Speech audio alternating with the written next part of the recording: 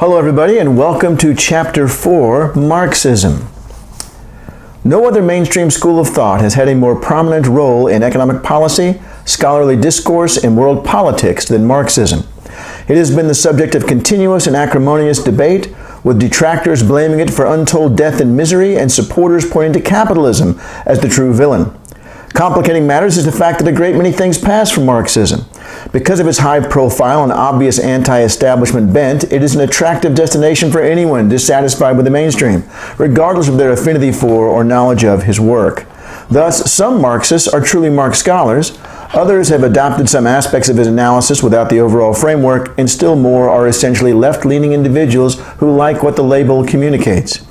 Even those in the first group are hardly homogeneous, given that interpretations of Marx's massive volume of work can vary significantly. On top of all this, there are economists whose research draw heavily on capital, the Communist Manifesto, and so on, but who do not consider themselves Marxists. Although this makes it impossible to identify a single modern Marxist perspective, the starting point of this chapter must still obviously be Marx himself. It was his writings, his theories, and his analyses that provided the catalyst for what followed. And after his work is explained, some modern variants can be examined. Foundations of Marx's economics: Hegel, classical economics, and socialism. Karl Marx was born in Prussia in 1818. He came from a middle-class family, and his father was a well-respected lawyer, a convert for political reasons from Judaism to Lutheranism. Marx studied at several universities, including Jena, where he took his PhD. It was during his undergraduate studies at the University of Berlin, however, that he came under the influence of a philosopher whose work would have a major impact on his thinking, Georg Friedrich Wilhelm Hegel. The latter believed that concepts evolved both slowly and by discrete revolutionary leaps from incompleteness toward rationality and concreteness. Figure 4.1 offers a visual representation of his theory, and there's not much to the figure. It just has a line from abstract to negation to concrete, and then an arrow down to abstract again, which then goes to negation and concrete. The basic idea is that phenomena in their very early form, while they may at first seem satisfactory, eventually prove to be less solid than believed, and therefore abstract. This leads to negation, or the process of laying bare the incompleteness and flaws and addressing them. What emerges is something more concrete and useful. However, it may itself prove to be incomplete or flawed, and thus also be revealed to be abstract, requiring another round of negation, and so on. Over time, the incomplete and flawed becomes increasingly complete and rational.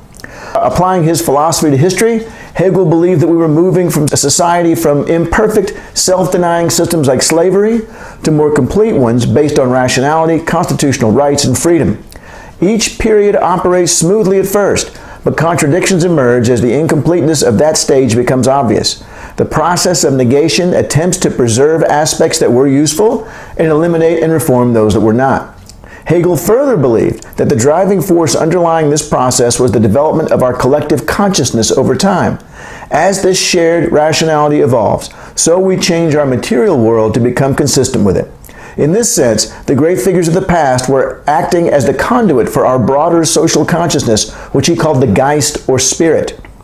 Hegel believed we were inevitably moving toward a secular state wherein rationality and freedom were valued above all. Note that within this context, he did not see the existence of a strong state apparatus as being at odds with the existence of individual freedom. While the existence of such a teleological dialectical process became a cornerstone of Marx's economic analysis, he disagreed strongly with Hegel's characterization of the driving force. In Hegel's view, ideas change reality. The Geist guided prevailing social philosophies, which then led people to enact political and social economic change. Instead, Marx believed that reality changed ideas. There is, he thought, a natural and inevitable sequence to the evolution of economic systems, and this occurs independently of our philosophies. Slave-based societies lead to feudalism, which leads to capitalism, which leads to socialism, which leads to communism. This is the dominant process, and we do not control it. It controls us. For Marx, to a large extent, worldviews change only after the fact, and simply to justify the social relations of production that already exist in the new economic system. This is the manner in which reality changes ideas. Consider feudalism. Within the manor system, there were lords with various ranks therein, and serfs. The former owned land and maintained an armed force, while the latter farmed and owed a portion of subsequent output to the lord of the manor. In exchange for this, they received protection from the cruel world around them. There were social, political, and religious justifications for these social relations, such as the divine right of kings. In Marx's eyes, however, those justifications arose as a result of the development of this new stage of history. They did not cause it. Feudalism was the inevitable consequence of the collapse of the slave-based system that has existed under the Roman Empire. It flatters us to think that we effected this change, but the truth is somewhat different. Marx's perspective was also influenced by the abuses that accompanied the Industrial Revolution. While it is true that life under feudalism was hardly ideal for the underclass, and though it can be argued, as even Marx did, that the Industrial Revolution brought with it massive increase in productivity and technology, the fruits thereof were hardly shared equally. Conditions for the propertyless class were often abysmal, the work mind-numbing, and the wages barely above subsistence. This brought negative reactions from a variety of sources. Political, literary, religious, social, and economic, and modern socialism emerged as a direct result of this Dickensian environment. Not only did Marx share these concerns, but he thought that capitalism did serious psychological damage to the worker. People should, he believed, have the power to control their own destinies. They should be free to choose what they produce, to determine how that product will be used, and to cooperate rather than compete with their fellow workers, and to decide what skills they would like to develop. But under capitalism, workers are forced to submit to the will of those who own the means of production. They lose control of their fate and actually become cogs in the machinery of their own exploitation. This makes them more than just de facto slaves. Because of the conditions created by capitalism, Marx says workers are alienated or separated from their humanity. They cannot be free or achieve their true potential. Capitalism thus subjects workers to conditions that are objectionable from both a physical and psychological standpoint. While some socialists believed that reforms from within were possible, Marx thought the only solution was a total and absolute destruction of the system responsible for so much misery. Note how well this fit into the framework suggested by the dialectic. Capitalism might simply be a stage of history, one whose imperfections are a function of the dysfunctional class relations it creates. While superior to feudalism, contradictions reveal themselves and lead to a process of negation that brings about a new, more advanced stage, socialism. In its time, this undergoes a similar transformation until communism emerges.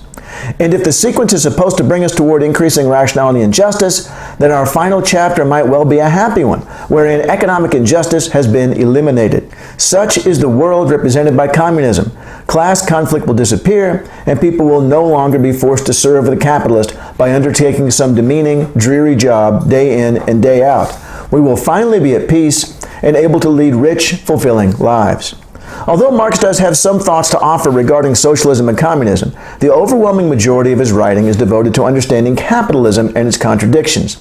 In pursuit of this, he made a serious study of the classical economists, including Adam Smith and David Ricardo. Students, including myself some years ago, are generally surprised to discover that Marx employed the work of these early proponents of free markets. They had an important impact on, for example, Marx's exploitation theory. While it was obvious in the 19th century that the working classes were extremely poor, Marx was led to ask why, precisely, scientifically, and in the context of that stage of history. As a scholar, he was not satisfied with casual empiricism. What is it in the character of capitalism that creates these conditions? His answer was based on the labor theory of value created by the classical economists. Recall from the previous chapter that among the questions that interested them and later neoclassicals was what determined the value of a good. The answer suggested by the labor theory of value was that, in simple terms, it was a function of the physical exertion necessary to produce it.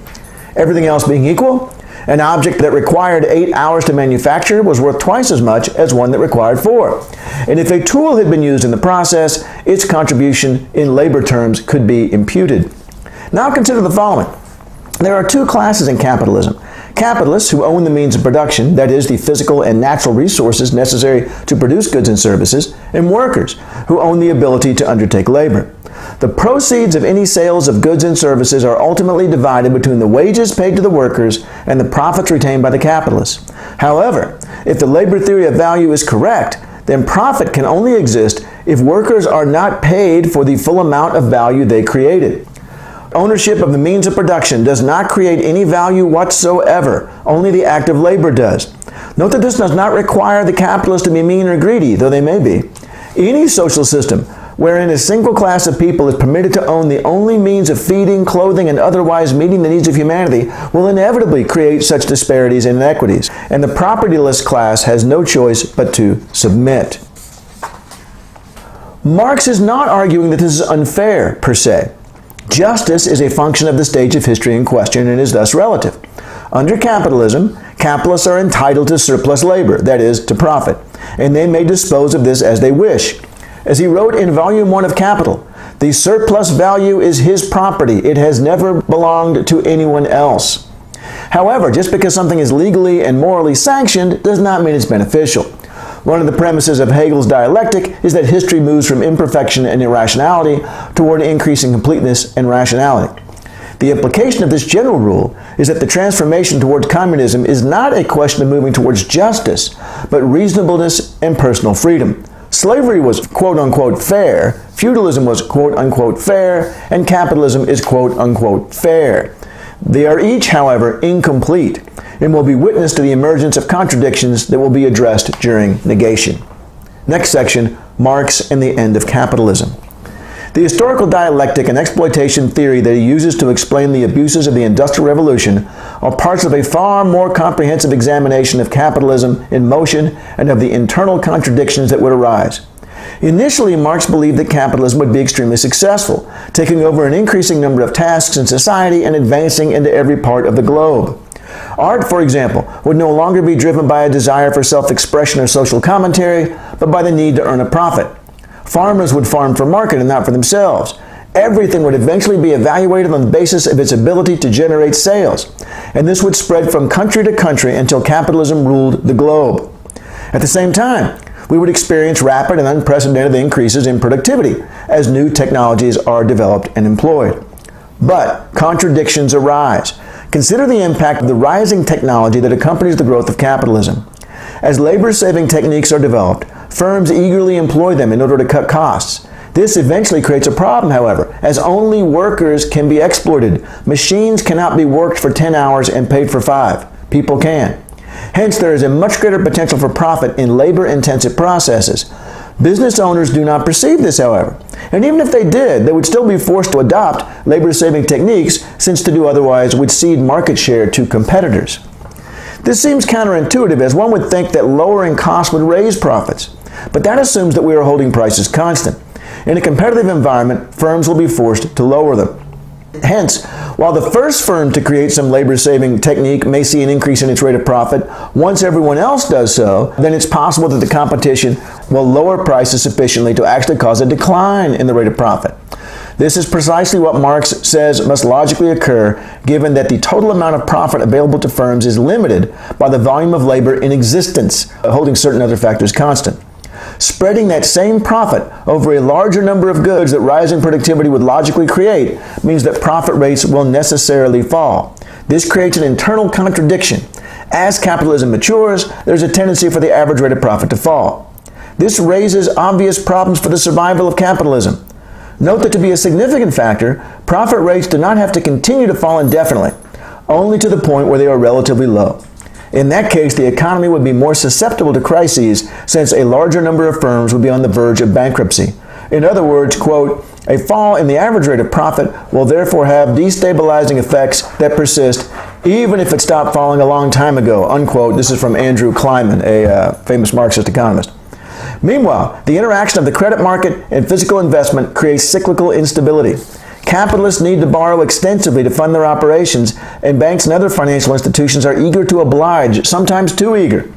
At the bottom of a slump, when pessimism still reigns, interest rates tend to be low, given the lack of demand for loans.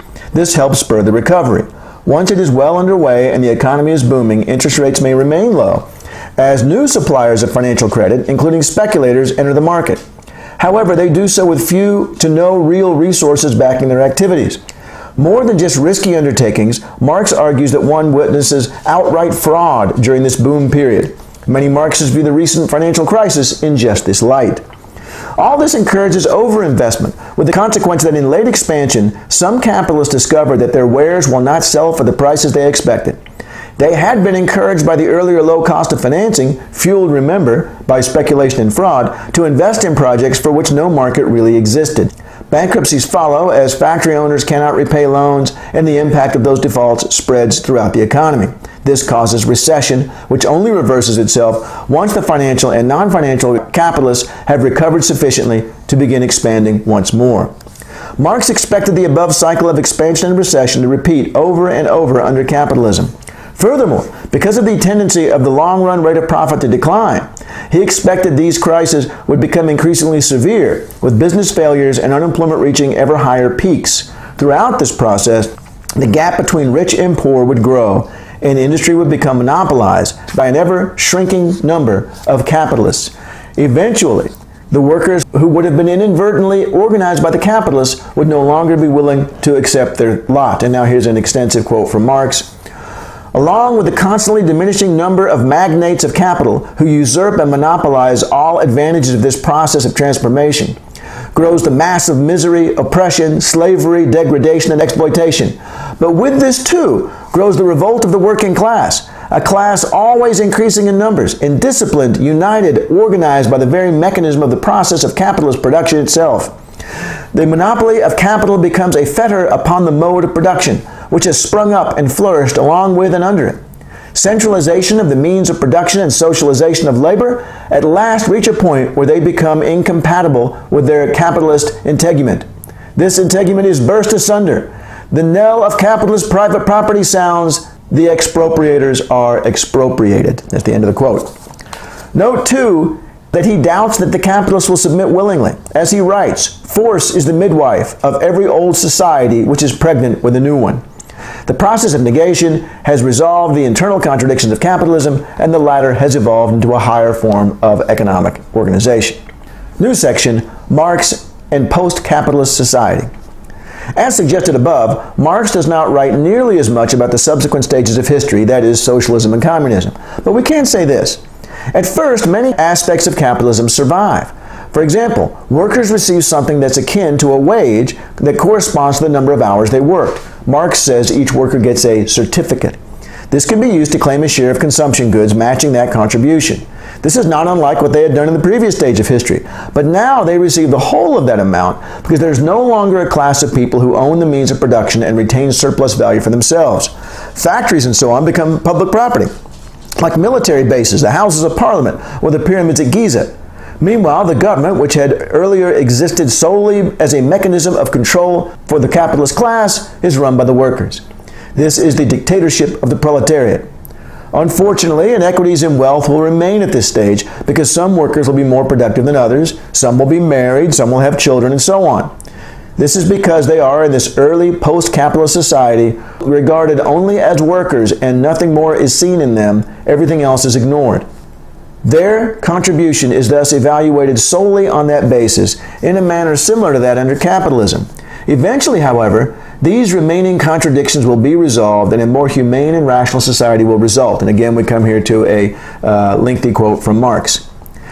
In a higher stage of communist society, after the enslaving subordination of the individual to the division of labor, and therewith also the antithesis between the mental and physical labor has vanished, after labor has become not only a means of life but life's prime want, after the productive forces have also increased with the all-around development of the individual and all the springs of cooperative wealth flow more abundantly, only then can the narrow horizon of bourgeois right be crossed in its entirety and society inscribe on its banners, from each according to his ability, to each according to his needs. End quote.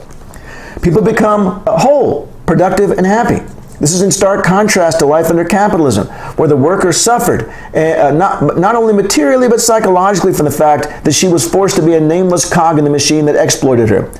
Choice and control had been stripped away by the necessity of submitting to those who own the means of production. This is no longer true under communism.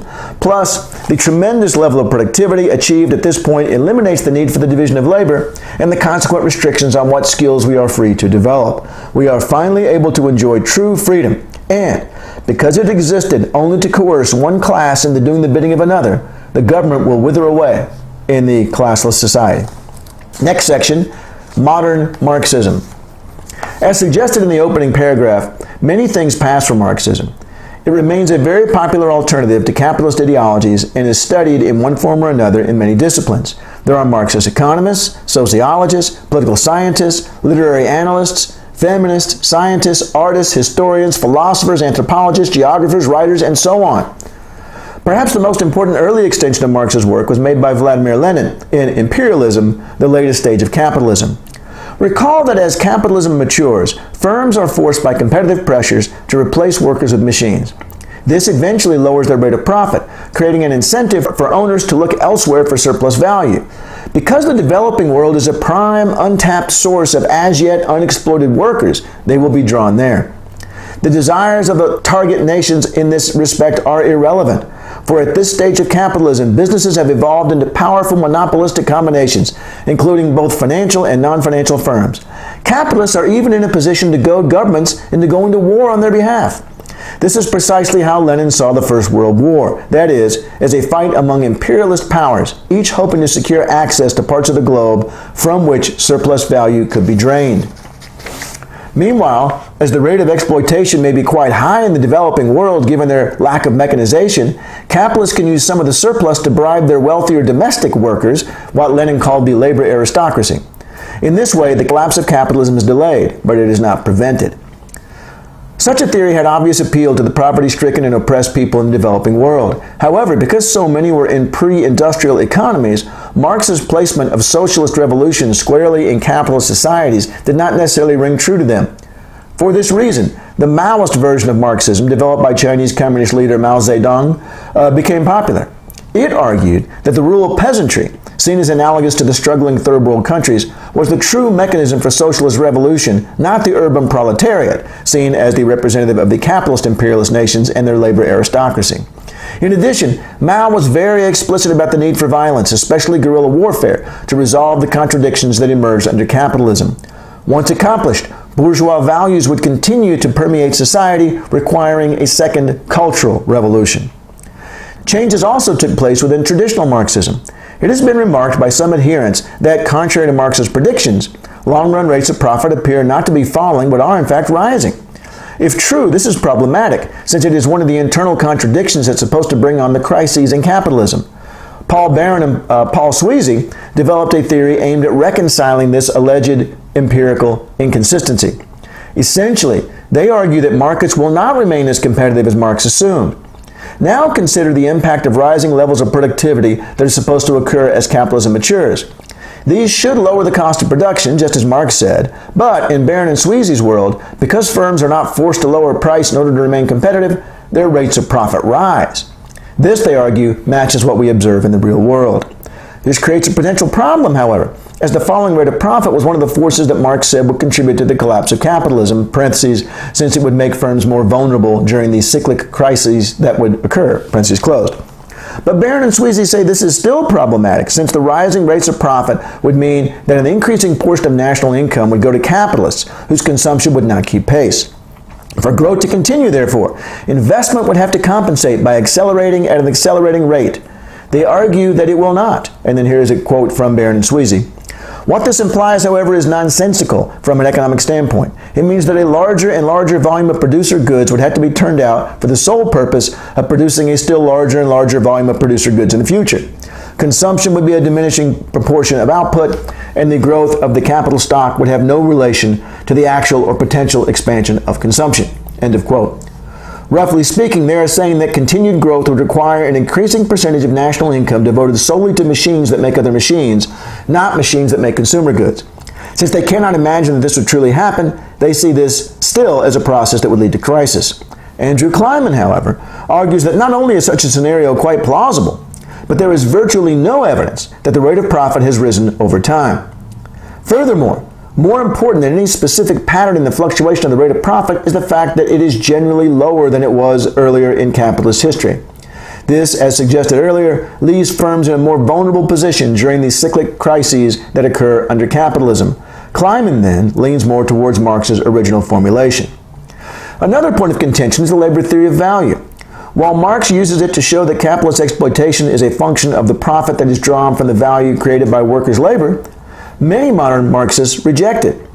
This is not to say that they do not believe that exploitation exists, just that they specify a different source.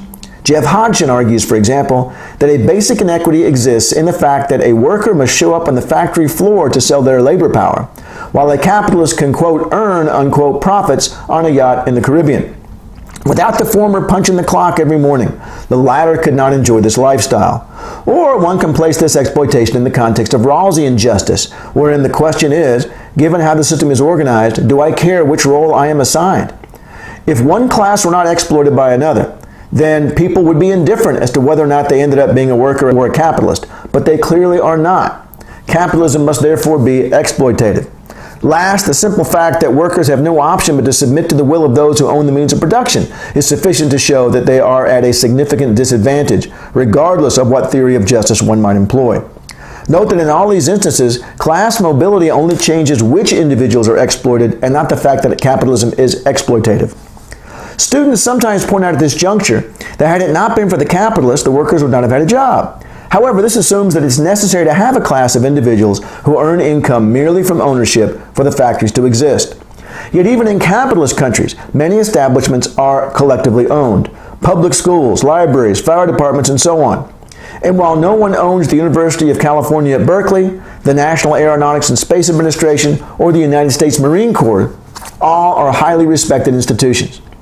The post-capitalist world would simply extend this to banks, restaurants, factories, and so on. The capitalist class is, or will become, unnecessary. Next section on method. Because of the wide variety of applications of Marxism that exist, ranging as they do from such diverse fields as art, anthropology, and biology, it is somewhat challenging to speak of a single Marxist method. That said, one of its notable features is its consistency with the Hegelian philosophy in general. For example, Marx believed that it was important to distinguish between more general laws of behavior and those specific to a certain stage of history. Just because something happens under capitalism does not make it natural, an error he thought that bourgeois economists like the classicals made with regularity. In addition, Marx insisted that we should move from the abstract to the concrete in theorization and not the other way around. In practice, this means that one cannot properly understand the economy by starting at the stage of specific large-scale phenomena and from these derive general principles. Rather, one starts by specifying abstract general principles and then builds the concrete whole from this. Trying to do otherwise can mask the true relationships under the jargon created by the relationships of production specific to that stage of history. This is a quote. For example, to the capitalist and like-minded economists, wages and profit, instead of being conditioned by value, would determine value, unquote. From Marx's perspective, wages and profits cannot possibly determine value since it exists independent of them. A superficial study of capitalism, however, may lead one to think otherwise. Next section, views of human nature and justice. As is obvious from the discussion above, Marxists view human nature and justice as critical components of their core theory. First, while they view humans as social animals, the key consideration in this context is class. It defines who they are, how they interact with their environment, and with others. Class will also be an important determinant of their philosophical, political, religious, economic, and sociological views, and the current stage of history will define what classes exist. With respect to justice, recall from the above that in a narrow sense it is specific to the stage of history in question. Profits, for example, are indeed the rightful property of capitalists under capitalism.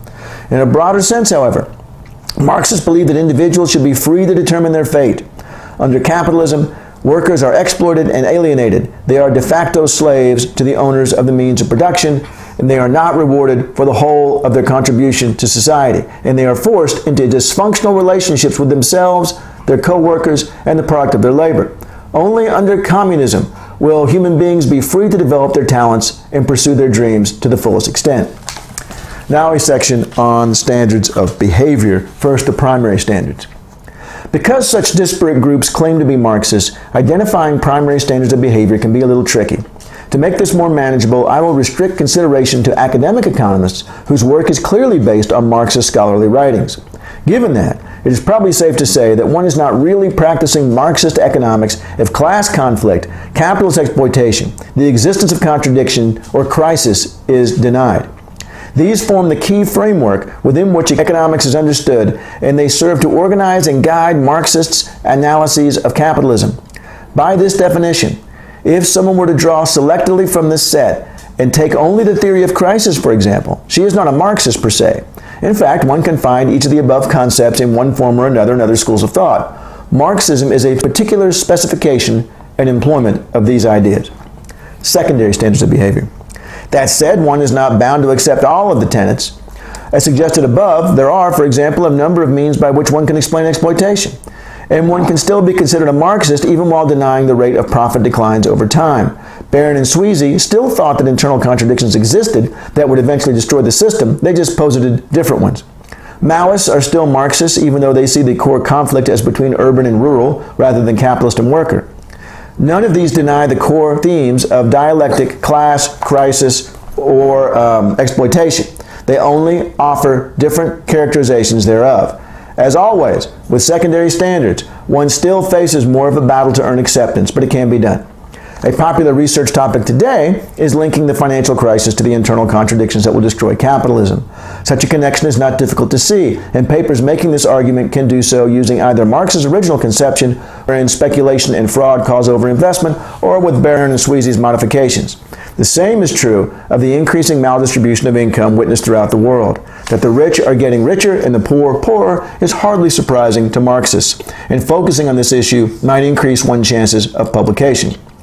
An item worthy of note in this category is that while Marxists see other non-mainstream schools of thought as allies in terms of their opposition to the existing power structure in the economics discipline, they can nevertheless be critical of what they view as naive perspectives on capitalism. For example, while the post-Keynesian approach, to be covered later in the book, agrees that capitalism is inherently unstable, they do not agree that workers are alienated or that capitalism is fraught with internal contradictions. In fact, post-Keynesian research is usually oriented towards finding a means of fixing capitalism, not replacing it.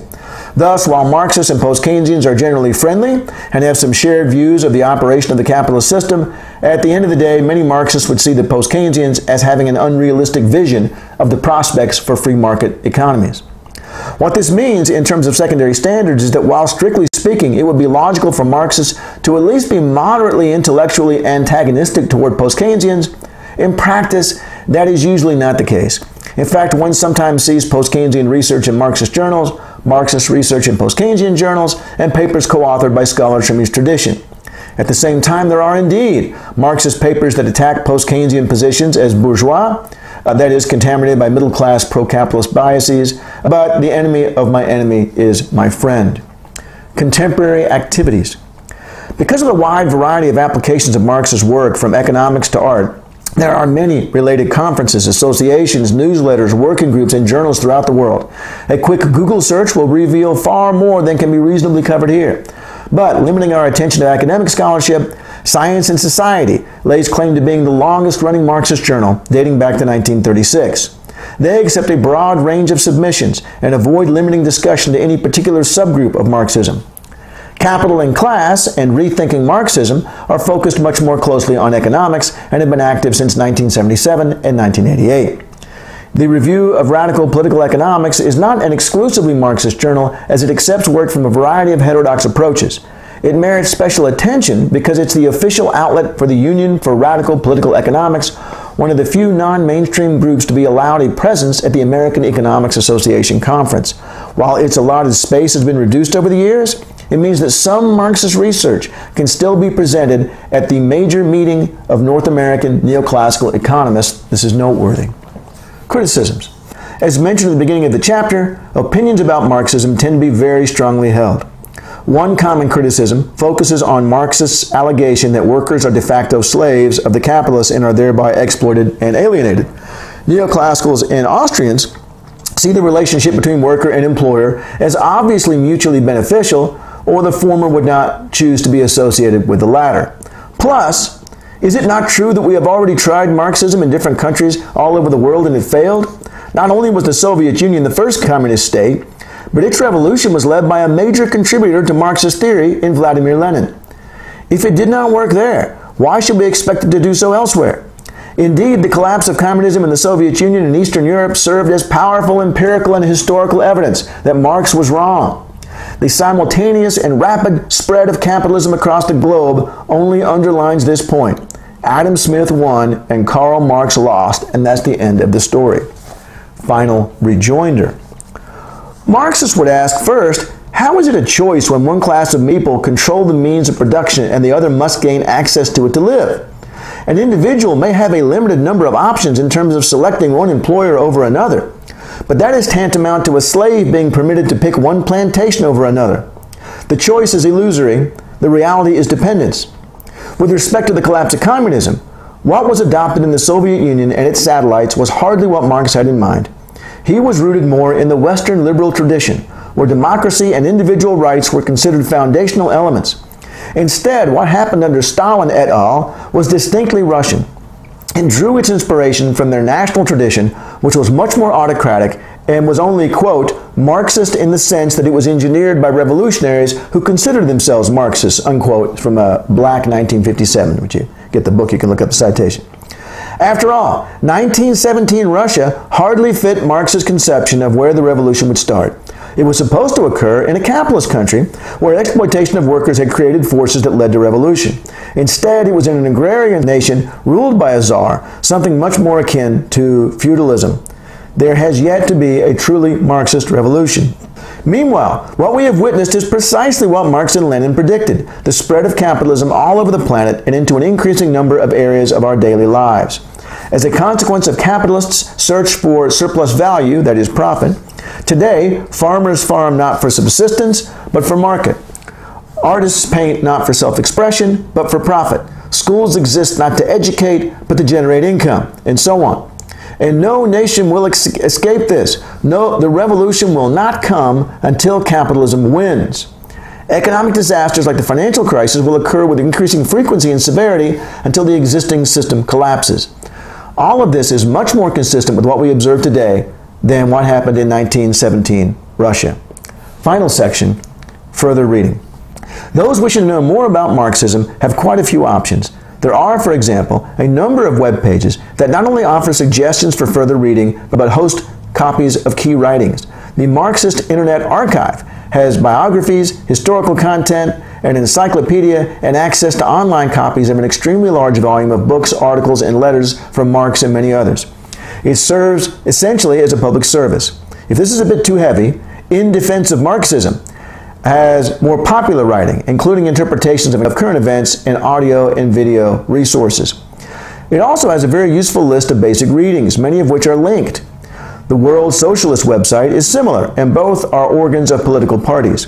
Meanwhile, those looking for something more advanced, there is the Union for Radical Political Economics site. Last, Capitalism 101, capitalism spelled with a K, is an excellent source of educational materials and background. Thank you.